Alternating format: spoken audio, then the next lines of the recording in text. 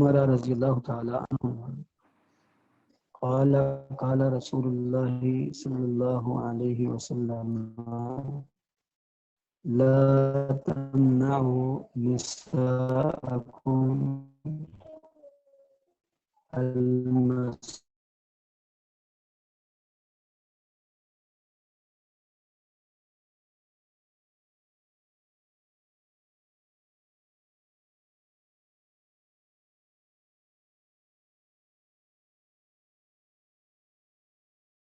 عمر فاروق اعظم کے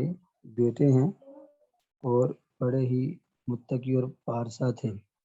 نبی علیہ السلام کے زمانے میں انہوں نے ایک خواب دیکھا تھا، جو خواب انہوں نے اپنی بڑی بہن حضرت حفصہ رضی اللہ عنہا کو، جو ام المومنین تھی، ان کو بیان کیا۔ تو حضرت حفصہ رضی اللہ نے نبی علیہ السلام گھر میں آئے تو ان کو سنایا کہ میرے بھائی نے یہ خواب دیکھا ہے۔ تو نبی علیہ السلام ہمیں کہ ان عبداللہ رجل صالح، کہ عبداللہ واقعہ ہی نیک آدمی ہے۔ تو یہ بڑے ہی متقی صحابہ میں سے ان کا شمار ہوتا ہے اور نبی علیہ السلام کی سنت کے بڑے پابند تھے۔ تو ان کے بارے میں تھے کہ انہوں نے کہا، فرماتے ہیں قال رسول اللہ، فرمایا رسول اللہ صلی اللہ علیہ وسلم نے، لا تمنعوا، نہ تم روکو، نساءکم، اپنی عورتوں کو، المساجدہ، مسجدوں میں آنے سے، اپنی عورتوں کو مسجدوں میں آنے سے نہ روکو،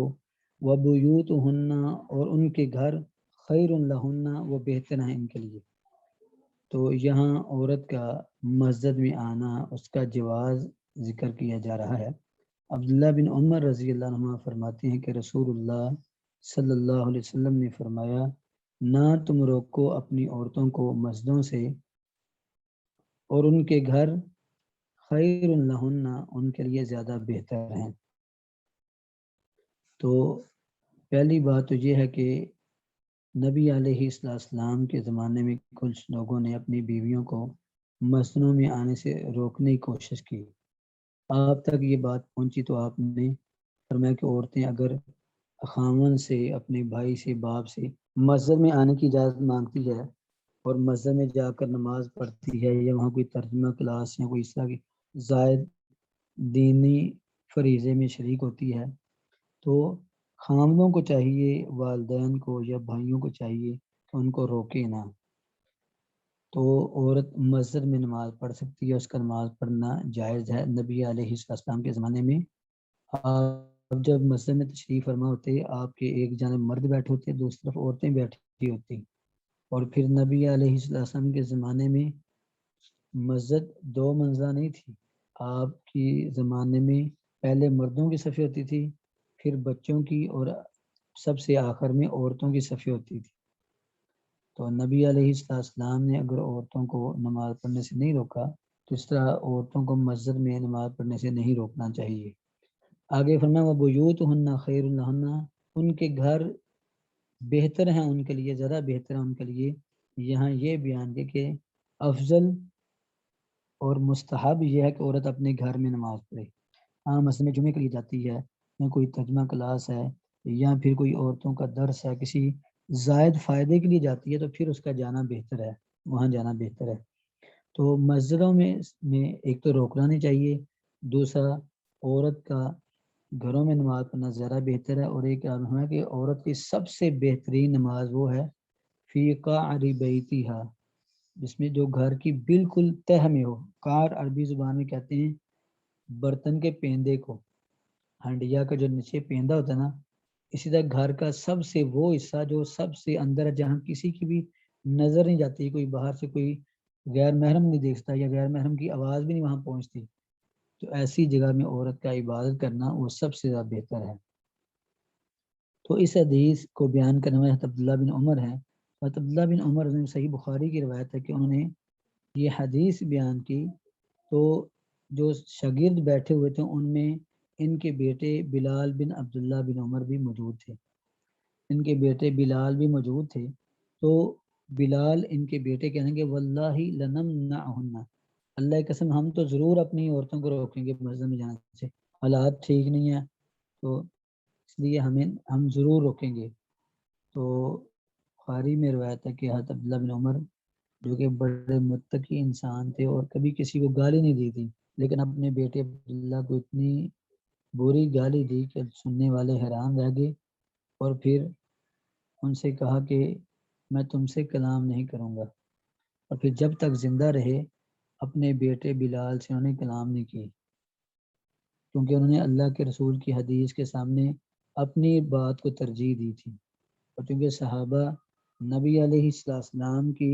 بات پر کسی کی بات کو مقدم تو دور کی بات